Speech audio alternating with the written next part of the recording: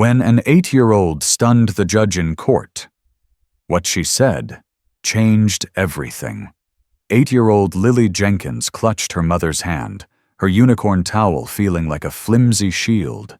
A woman with a face as sharp as her diamond earrings stood before them, arms crossed, blocking their path to the shimmering blue water of the community pool. "I'm sorry," the woman, Caroline Miller, said, her voice dripping with condescending sweetness, "but this facility is for residents only." Sarah Jenkins squeezed her daughter's hand. "We are residents," she replied, her voice steady despite the hammering in her chest. The confrontation didn't start with a shout, but with a look. A long, slow appraisal from Carolyn Miller that raked over Sarah's simple sundress and Lily's bright pink swimsuit. It was a look that said, "You don't belong here."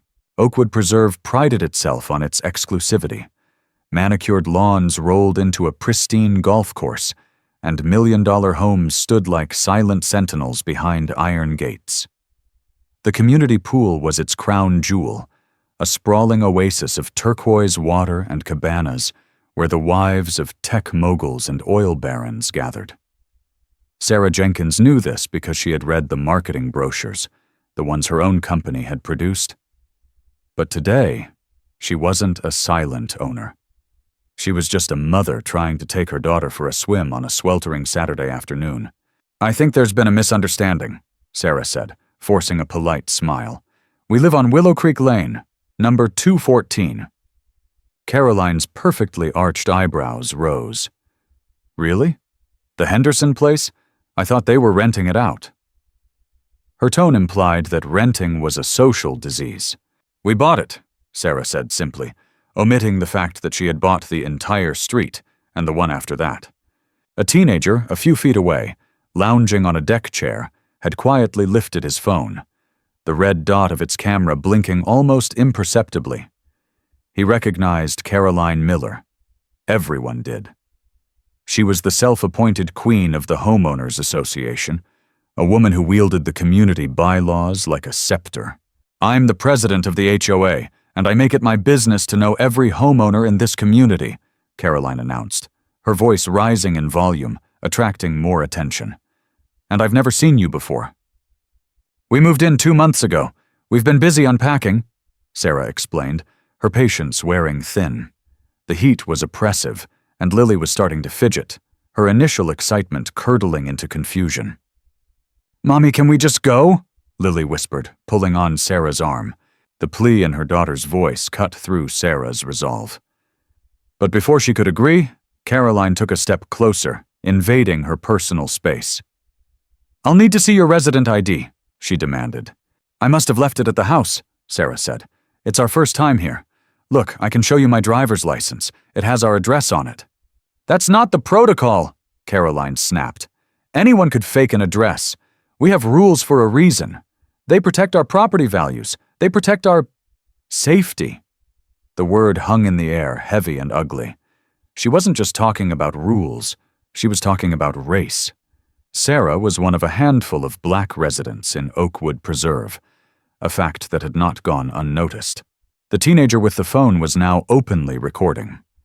A few other residents had paused their conversations, their gazes shifting between the two women. The scene was a tableau of modern American prejudice. A white woman in a crisp tennis outfit, gatekeeping a space from a black woman and her child. "This is ridiculous," Sarah said, her voice losing its forced calm. "My daughter just wants to swim. We're not causing any trouble." "That's for me to decide," Caroline retorted. She pulled out her own phone. "I'm calling security. We'll have them escort you out. People can't just show up here expecting a free-for-all." Humiliation burned Sarah's cheeks. She looked at Lily, whose eyes were wide with a dawning, painful understanding. This wasn't about a forgotten ID card.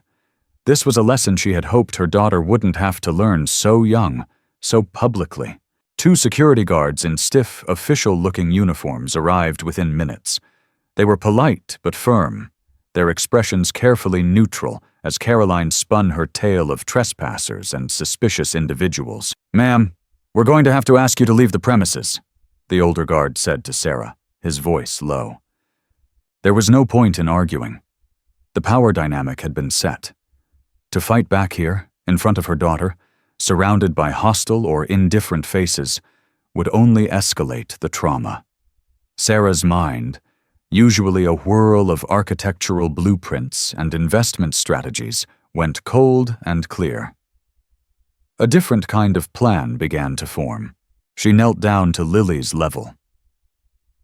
"Come on, sweetie," she said softly, her voice a stark contrast to the venomous scene. "Let's go get some ice cream instead. This pool isn't very nice anyway." As they turned to leave, their wet towels still dry, the unicorn on Lily's seeming to mock them, Sarah could feel dozens of eyes on their backs. She heard Caroline's triumphant sigh and the resumed chatter of the poolside guests. The teenager lowered his phone, his finger hovering over the share button. Before Sarah and Lily had even reached the parking lot, the video was already hurtling through cyberspace, captioned, "Karen HOA president racially profiles a mom and her daughter at Oakwood Preserve Pool." The battle had just begun. By the time Sarah and Lily were finishing their consolation ice cream, Sarah's phone was vibrating non-stop. Texts from friends, colleagues, and even her distant cousin in Atlanta flooded in, all with the same urgent message. "Are you okay?" I saw the video. The clip, barely 2 minutes long, was a masterclass in coded racism and unchecked privilege. Uploaded to TikTok, Twitter, and Instagram, it had been shared thousands of times, then tens of thousands.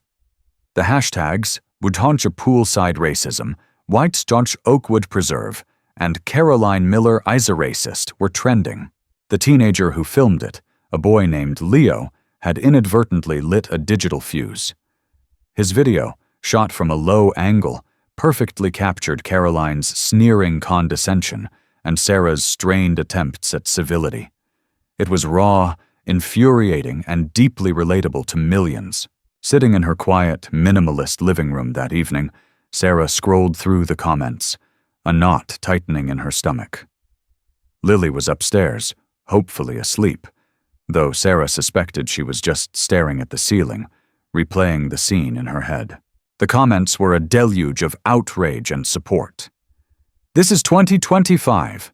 How is this still happening? Fire her immediately." "That poor little girl.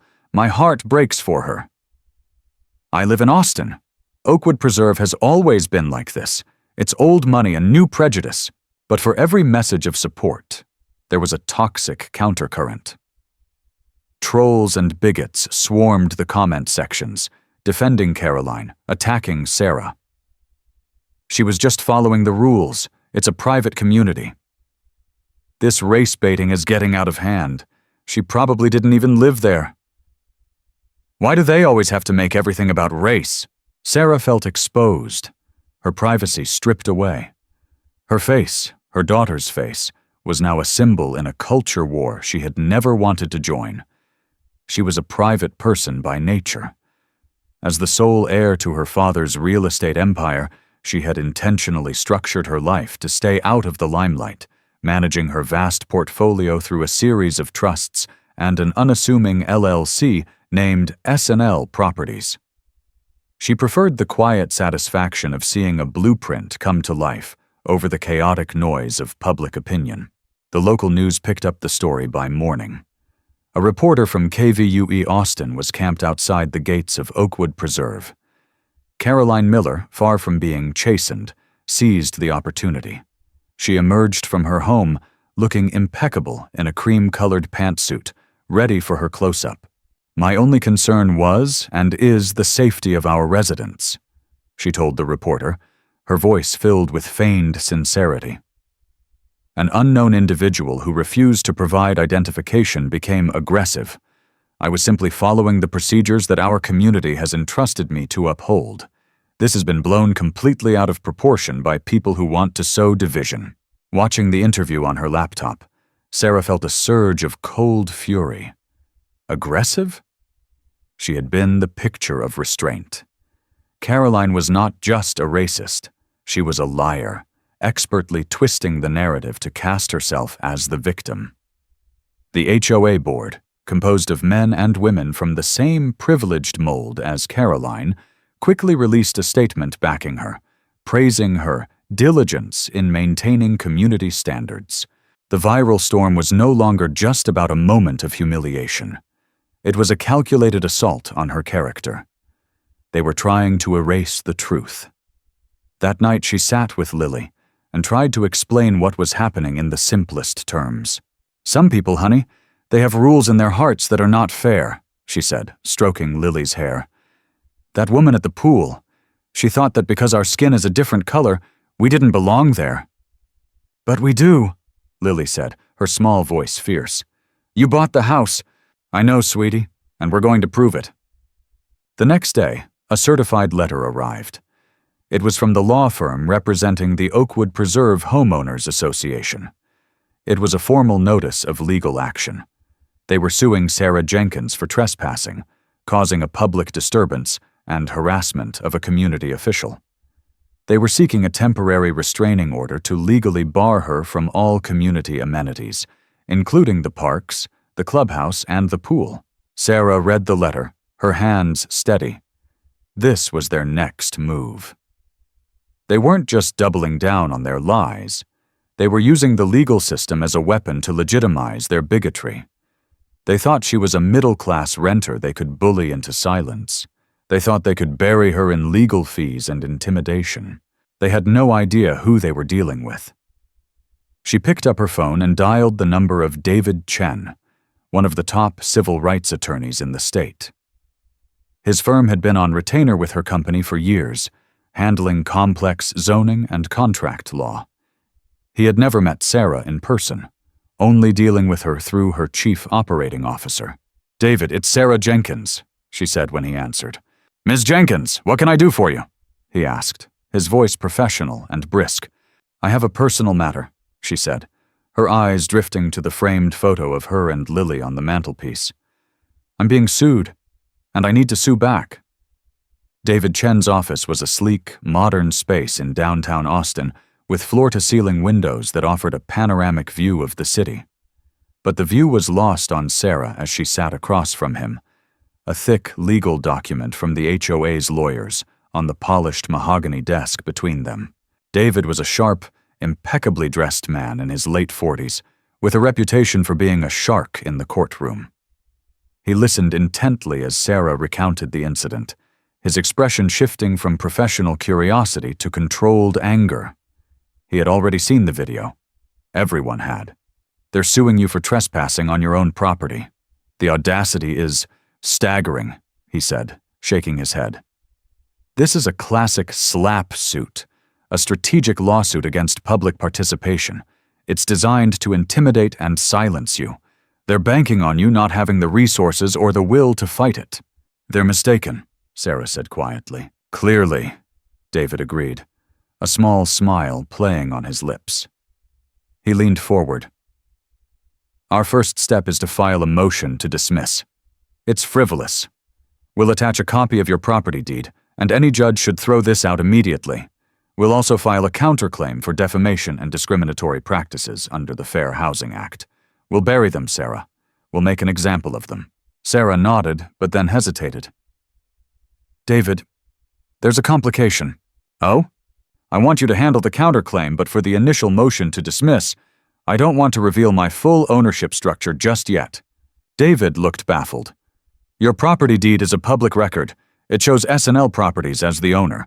We just need to show the court that you are the principal of S&L. S&L Properties owns my house, yes," Sarah explained carefully.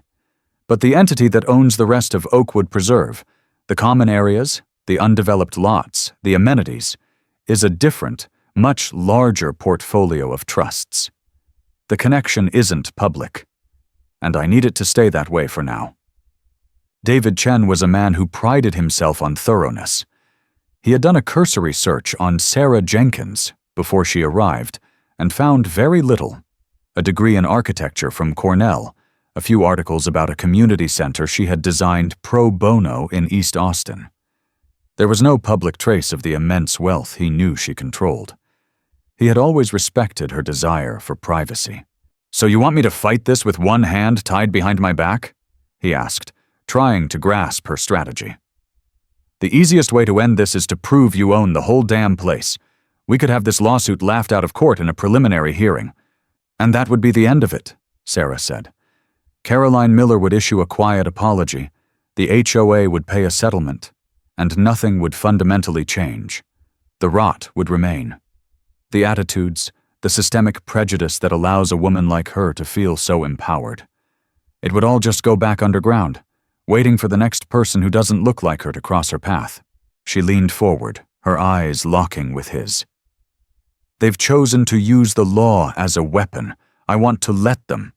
I want them to march into that courtroom, under oath, and tell their lies to a judge. I want to give them every chance to perjure themselves and expose the depths of their bigotry in a public, legally binding forum. I don't just want to win a settlement.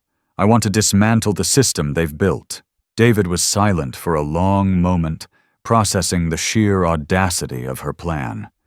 She wasn't just defending herself, she was setting a trap. A brilliant, high-stakes legal trap.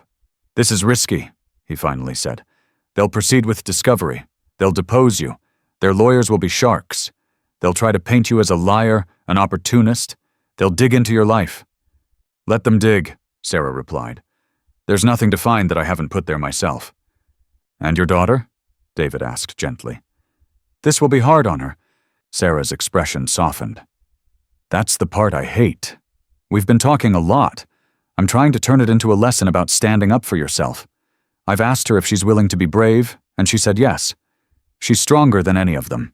David nodded, a newfound respect for his client dawning in his eyes. This wasn't just business for her. It was a mother's promise to her child that the world could be, and would be, made better. "All right, Sarah," he said, his voice firm with commitment. "We do it your way. We'll let them build their case. We'll let them walk right up to the cliff, and then we'll give them a nudge." He picked up a pen and began to sketch out a legal strategy. The first phase would be to endure. They would comply with discovery, sit for depositions, and absorb the blows. They would let Caroline Miller and the HOA believe they had the upper hand, that they were slowly bleeding a defenseless victim dry. All the while, the real weapon, the truth of who Sarah Jenkins really was, would remain hidden, waiting for the perfect moment to be deployed. It was a strategy that required immense patience and nerves of steel. Sarah Jenkins had both. The weeks that followed were a grueling immersion in the mechanics of legal warfare. The HOA's law firm, a prestigious and notoriously aggressive outfit named Thornton and Finch, descended upon Sarah and David with a blizzard of paperwork.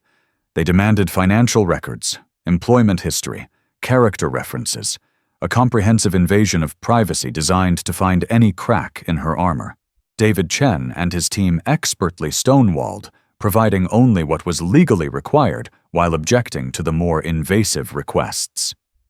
They buried Thornton and Finch in their own mountain of counter-motions, turning the process into a war of attrition. The centerpiece of the discovery phase was the depositions. They were to take place at the Thornton and Finch offices, a sterile, intimidating environment of glass walls and hushed whispers. Caroline Miller's deposition was first. Sarah sat beside David at the conference table, a silent observer as the HOA's lawyer, a slick man named Marcus Thorne, prepped his client. Carolyn was the picture of composure, dressed in a navy blue suit, her testimony polished and unwavering.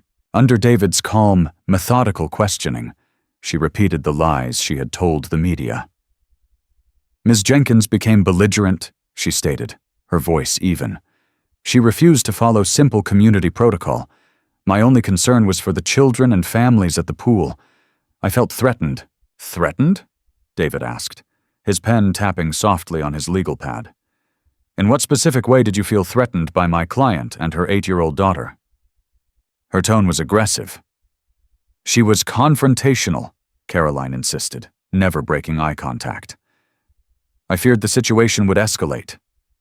David let the silence hang in the room for a beat before moving on.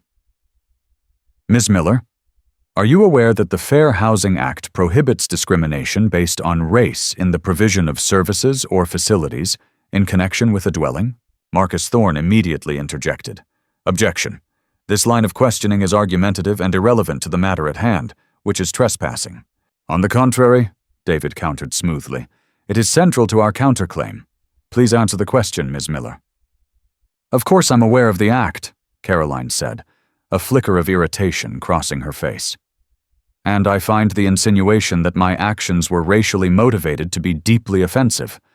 I would have done the same thing no matter who it was. I don't see color. David made a note on his pad. Perfect, he thought. Sarah's deposition was 2 days later. It was her turn to be in the hot seat. Marcus Thorne circled her like a predator, his questions designed to trip her up, to paint her as an unstable, litigious troublemaker. Ms. Jenkins, what is your current occupation? He began. I'm an architect, Sarah answered truthfully.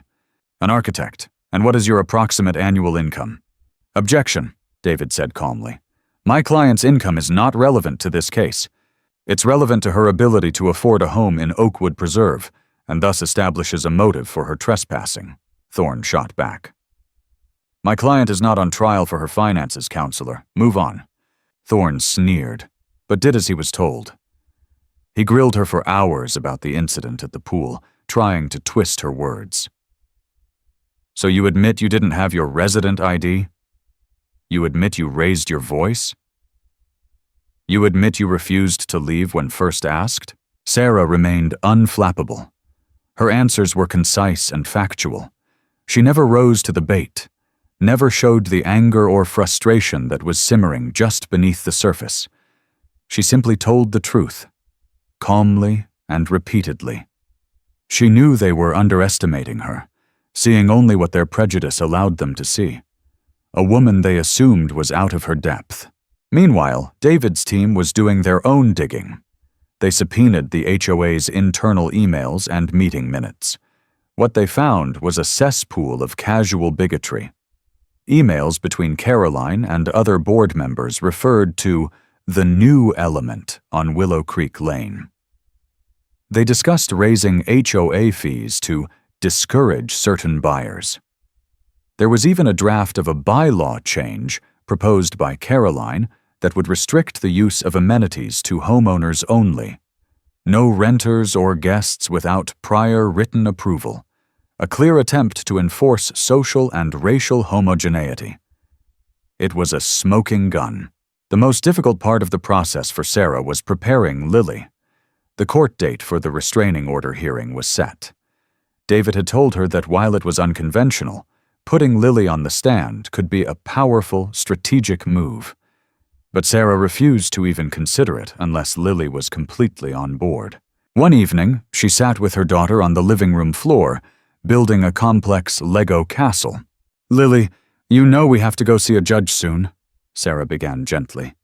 Lily nodded, placing a small blue brick on a tower. The man from the TV is going to be there, isn't he? The one who helps the mean lady. Yes, he'll be there.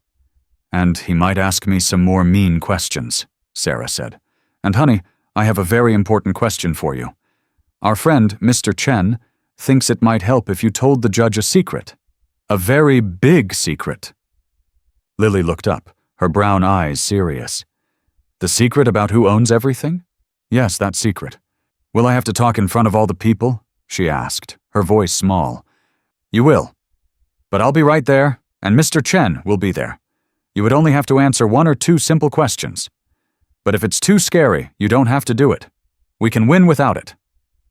Lily was quiet for a minute, her small fingers tracing the crenellations of the Lego castle. She thought about the woman's sharp face at the pool, the way she had made her mommy look small, and her own tummy feel all twisted up. She thought about how her mom had promised her they would stand up for themselves. I want to do it, she said, her voice clear and steady. I want to tell them. Sarah pulled her into a hug, her heart swelling with a mixture of pride and fear. She was asking her daughter to carry a burden no child should have to bear. But in that moment, she knew they were ready. They had endured the crucible. Now it was time to bring the fire. The Travis County Courthouse was a hive of activity on the morning of the hearing. The story of the Oakwood Preserve pool incident had become a local and even national sensation, a flashpoint in the ongoing conversation about race and privilege in America. News vans with satellite dishes sprouting from their roofs lined the street. Reporters and curious onlookers crowded the hallways outside courtroom 4B. Inside, the room was packed. The benches were filled with a mix of Oakwood residents, some there to support Caroline, others who had quietly reached out to Sarah, there to support her, as well as social justice advocates and members of the media. Sarah and David sat at the plaintiff's table, a picture of calm focus. Sarah wore a simple, professional gray dress. Across the aisle, Carolyn Miller sat with her husband and her lawyer, Marcus Thorne. She looked confident, even smug, occasionally whispering to Thorne with a self-assured smile. She believed this was her stage, and the final act was her vindication. The bailiff's voice boomed. "All rise!" Judge Eleanor Vance entered, a stern, no-nonsense woman in her 60s, with a reputation for being sharp, fair, and having little patience for theatrics. She took her seat, surveyed the packed courtroom, and her gaze settled on the parties before her. "We are here today to hear the petition for a temporary restraining order in the case of Oakwood Preserve Homeowners Association versus Sarah Jenkins," she began, her voice crisp. "Mr. Thorne, you may begin." Marcus Thorne rose, his movements smooth and practiced. He launched into his opening statement, painting a picture of a tranquil, well-ordered community besieged by an aggressive outsider. He portrayed Caroline Miller as a civic-minded volunteer, a concerned neighbor merely trying to enforce the rules that kept her community safe. "The evidence will show," Thorne declared, his voice resonating through the courtroom, "that Ms. Sarah Jenkins, on the afternoon of August 15th, knowingly and willfully trespassed on private property. When confronted by the president of the Homeowners Association, Ms. Miller, she became belligerent and hostile, causing a scene that frightened children and disturbed the peace. We are simply asking the court to issue an order that prevents Ms. Jenkins from accessing community amenities until this matter of her residency and her conduct can be fully resolved." He then called his first and only witness, Carolyn Miller. Carolyn walked to the stand with an air of dignified grievance. She recounted her version of the events, her testimony a masterclass in manipulation. She used words like unsettling, erratic, and volatile to describe Sarah's behavior. She spoke of her duty to protect the integrity and security of their neighborhood. During David Chen's cross-examination, he was methodical and precise. He played the viral video on the large courtroom monitors. "Ms. Miller," David asked, pausing the video on a close-up of Sarah's strained, patient face, "you testified that my client was belligerent. Can you point to the moment in this video where she is acting belligerent?" Caroline faltered for a second. "Well, the video doesn't capture her tone, the feeling of menace she was projecting." "The feeling of menace? From a woman holding her 8-year-old daughter's hand?" David pressed. "Objection!" Thorne shouted. "Counsel is badgering the witness." "Sustained," Judge Vance said. Her eyes narrowed at Caroline. "Answer the question, Ms. Miller. What specific actions constituted a threat?" She refused to leave," Caroline said weakly. David then introduced the emails his team had uncovered during discovery, displaying them for the court to see. He read aloud the phrases, "the new element," and the discussions about discouraging certain buyers. "Ms. Miller, can you tell the court who you were referring to as the new element on Willow Creek Lane?" Caroline's face paled. That could mean anyone." "Could it?" David asked softly. "Or was it referring to the first black family to purchase a home on that street? My client, Ms. Jenkins, and her daughter?" The air in the courtroom grew thick. The foundation of Caroline's story was crumbling, her carefully constructed image of a concerned neighbor revealing the ugly framework of prejudice beneath. When it was the defense's turn, David called Sarah to the stand. Her testimony was the polar opposite of Caroline's. She spoke simply, clearly, and truthfully about what had happened. She didn't embellish or speculate. She just stated the facts. Marcus Thorne's cross-examination was brutal. He attacked her character, her motives, her very presence in Oakwood Preserve. "Ms. Jenkins, isn't it true that you're an opportunist?" he sneered. "Isn't it true that you saw this as a chance to get a payday, to cash in on the so-called woke culture by crying racism?" "Objection," David said, rising to his feet. "I'll allow it," Judge Vance said, her gaze fixed on Sarah. "The witness can answer." Sarah looked directly at Marcus Thorne, her expression unyielding.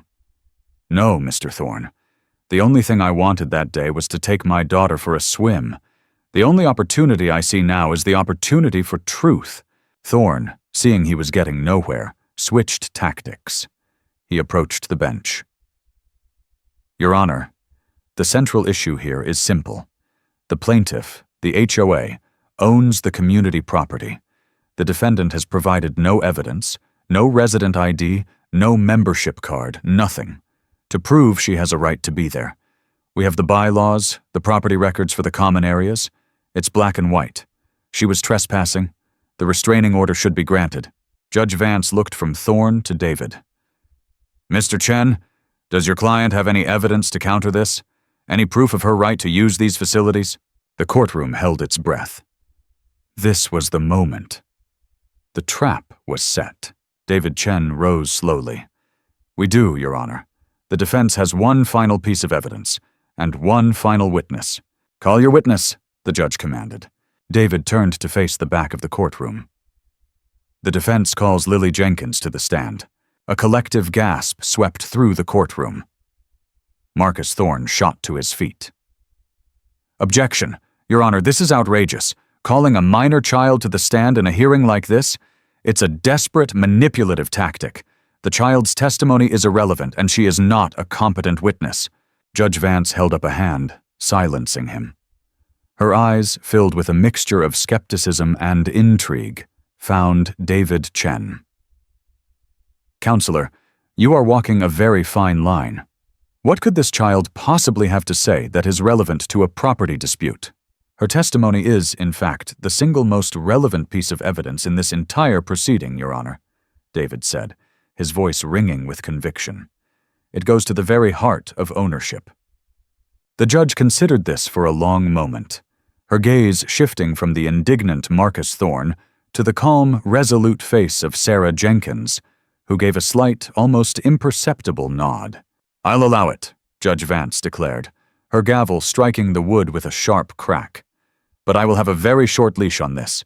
You will ask your questions, Mr. Chen, and there will be no theatrics." Sarah walked to the back of the courtroom where Lily was waiting with a court-appointed child advocate. She knelt down, straightened the small white bow in her daughter's hair, and looked into her eyes. "Remember what we practiced, sweetie?" she whispered.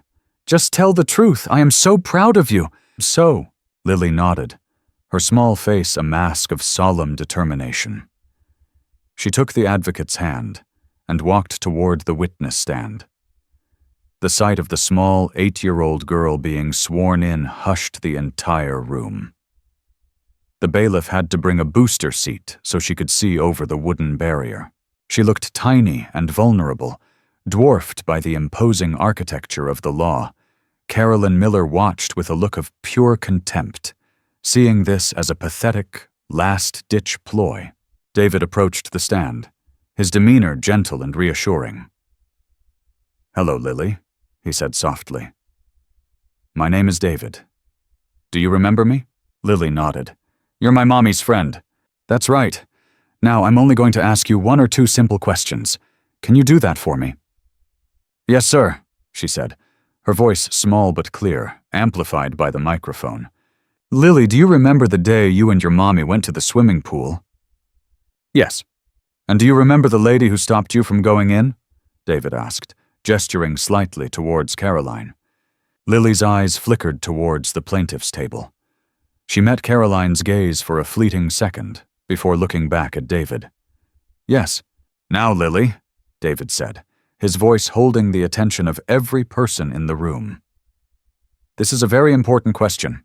That swimming pool and the clubhouse and the park next to it, do you know who owns them?"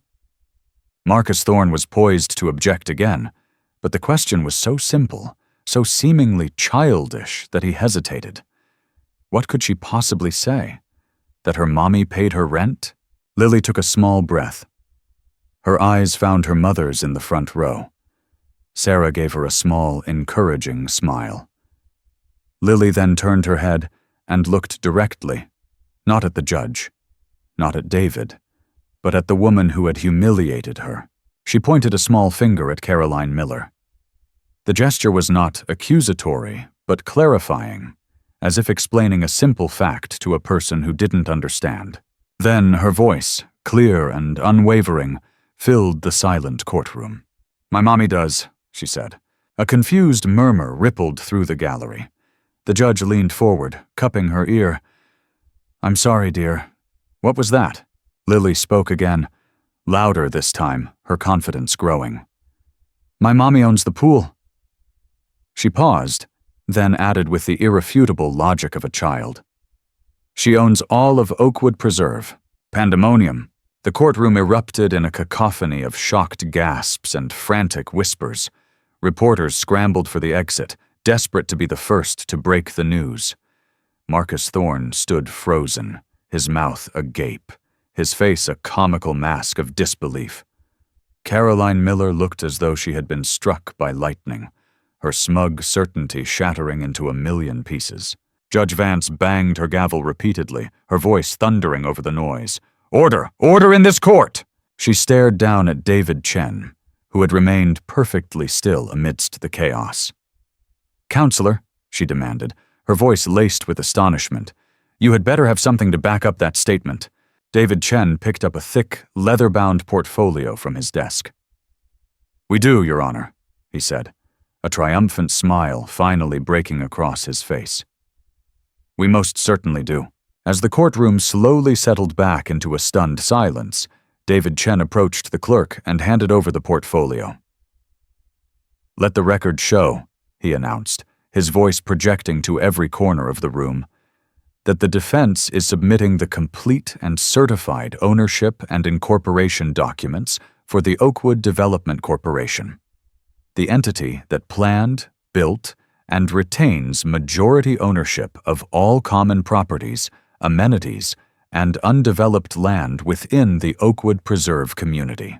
The clerk began passing the documents up to Judge Vance, who examined the first page, her eyebrows shooting up her forehead. David continued, his words landing like hammer blows on the opposition.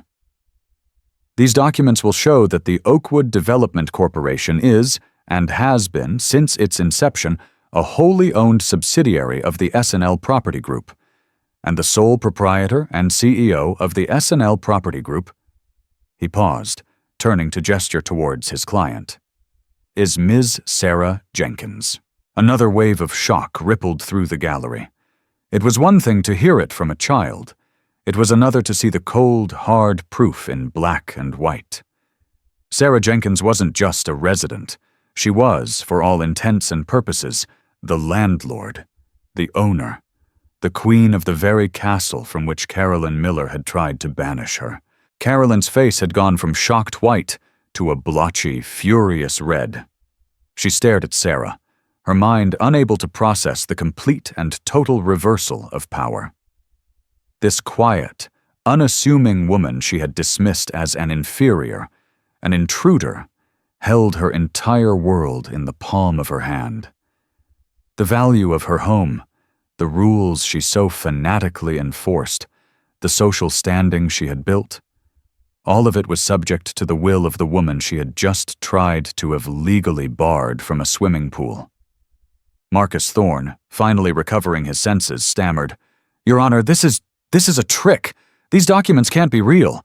We were never shown these in discovery." "Because you never asked for them," David retorted coolly. "You were so certain of my client's status that you only asked for the deed to her personal residence, which we happily provided. You never thought to ask who owned her corporate entities. Your prejudice, counselor, made you sloppy." Judge Vance, having flipped through several pages of the portfolio, looked down from her bench, her expression one of utter disgust. She directed her glare not at David, but at Thorne and his client. "Mr. Thorne, not only are these documents real, they are ironclad," she said, her voice dangerously quiet. "And they make your entire case a mockery of this court. You have brought a suit for trespassing against the owner of the property. You have accused her of harassment for attempting to use a facility she herself pays to maintain and operate." She removed her glasses and rubbed the bridge of her nose. "In all my years on the bench, I have rarely seen a case so dripping with malice and brought in such bad faith.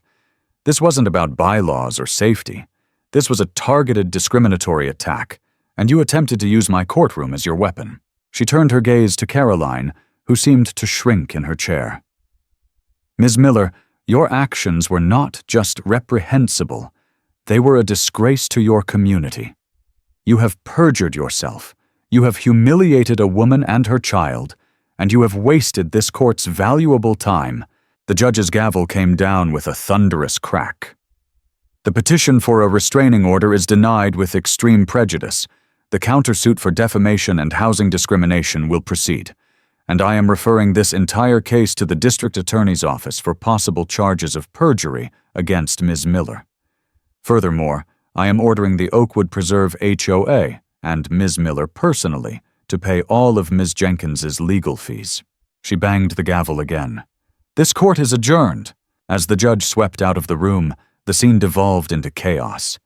Cameras flashed, reporters shouted questions at a shell-shocked Caroline, who was hurried out a side door by her husband.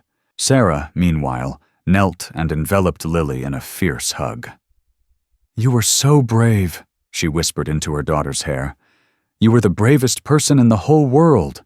Lily hugged her back, burying her face in her mother's shoulder. She had done it. She had told the secret and changed everything. David Chen clapped Sarah on the shoulder. "Well," he said with a wide grin, "I believe that went according to plan." As they walked out of the courthouse, blinking in the bright afternoon sun, they were met with a wall of microphones and cameras. For the first time, Sarah didn't shrink from them. She stood tall, holding her daughter's hand, and stepped up to the podium that had been hastily assembled. She was no longer just a private architect or a quiet investor. The world now knew who she was. And she had something to say.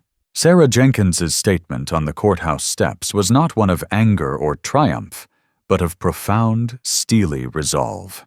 "What happened to my daughter and me was not an isolated incident," she said, her voice clear and steady, carrying over the clicks of the cameras. "It was a symptom of a sickness that still infects too many of our communities. The belief that some people belong and others do not, based on the color of their skin, their income, or their background.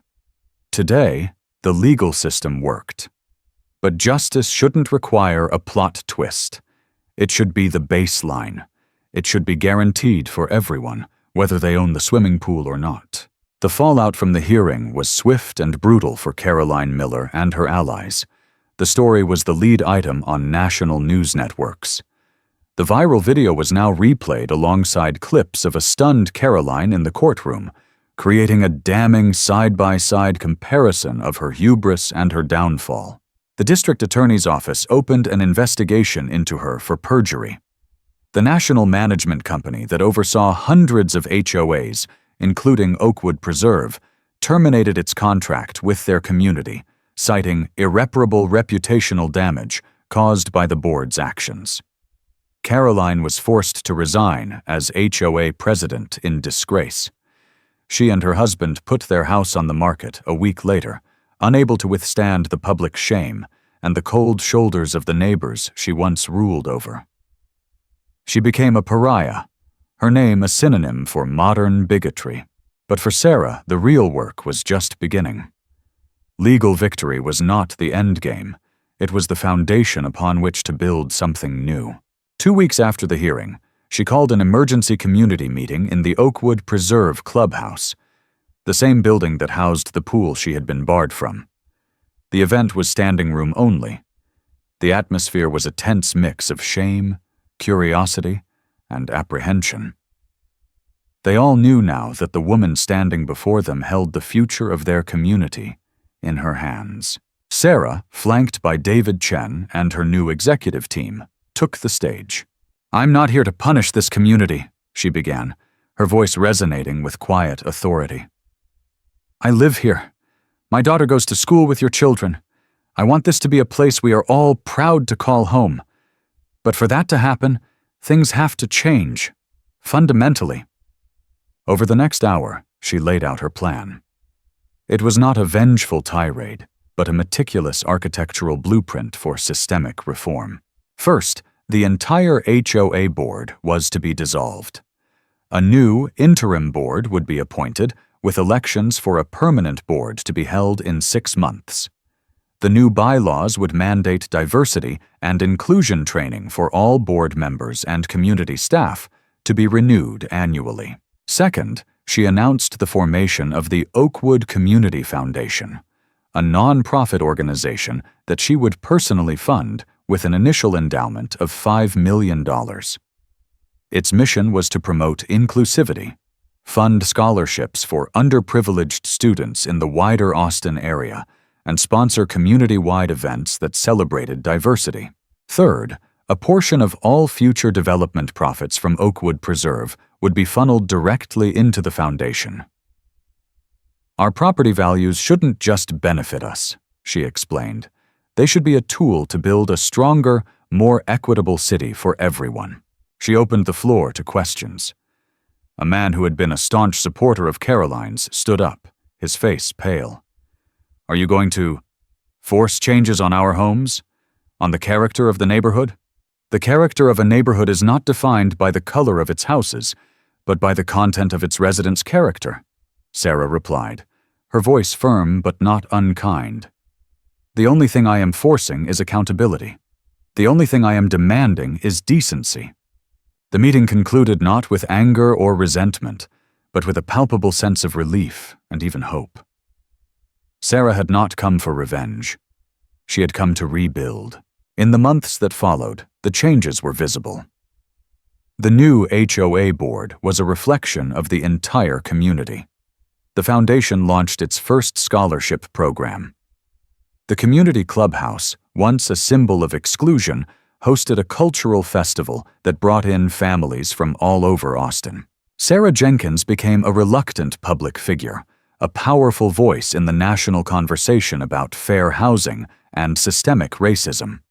She did interviews, spoke at conferences, and used her platform and resources to advocate for change far beyond the iron gates of Oakwood Preserve. But her most important role remained unchanged. One warm evening, a year after the incident, she sat by the pool, watching Lily swim with her friends, a happy, diverse group of kids whose laughter echoed in the twilight. The water shimmered, no longer a symbol of division, but a place of joy and community. Lily, her strong, confident strokes cutting through the water, was a living testament to the power of standing up for what is right. She had learned a hard lesson that day, but she had also learned that a single voice, even a small one, speaking the truth, could be powerful enough to change the world. The story of Sarah and Lily Jenkins became a modern fable, a powerful reminder that courage doesn't always roar. Sometimes it's the quiet, unwavering voice of a mother fighting for her child's dignity. Sometimes it's the clear, simple truth spoken by an 8-year-old girl in a hushed courtroom.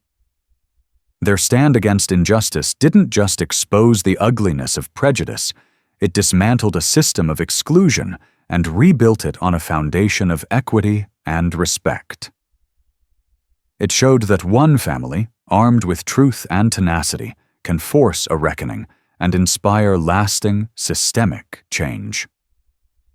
Their victory echoes far beyond the gates of Oakwood Preserve, serving as a powerful testament to the idea that true community is built not with walls, but with open hearts and a shared commitment to justice for all. If this story moved you, please hit the like button, share it with someone who needs to hear it, and subscribe to our channel for more powerful stories that matter.